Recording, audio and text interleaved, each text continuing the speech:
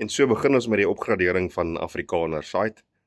So jy sal sien, dit is nog nie heeltemal geïmplementeer nie, dit is in sy beta fase, maar dit is 'n conversational interface. So dit is kunsmatige intelligensie geïntegreer in die voorblad, wat dan diep geïntegreer word verder in die webwerf in met alles wat daar aangaan. So daar gaan ook 'n besigheidsgids een wees, dit vir die besighede wat opgeteken is op ons platform, om deel van hierdie integrasie te raak. Hulle inligting oor hulle besighede gaan beskikbaar word aan hierdie kunsmatige intelligent assistent wat ons geïntegreer het op ons platform, en dit gaan regdeur die hele platform beskikbaar wees en dit gaan alles dryf.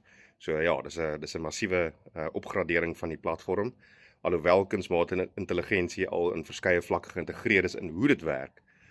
Is ons besig met die interface, die voorblad, hoe mense deelneem, hoe mense interact met die platform afrikaner.site, so www.afrikaner.site.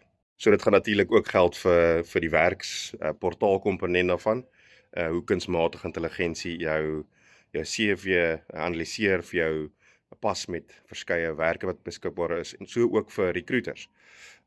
En besighede wat werknemers soek, so dan dan gaan hy alles outomatiseer, niks te veel manual nie, so dis baie outomaties, hy kry die regte kandidaate, dis nie 'n oorvloed van verkeerde mense wat aansoek doen vir poste waar hulle nie geskik is vir nie, en so ook vir kandidaate wat aansoek gaan doen.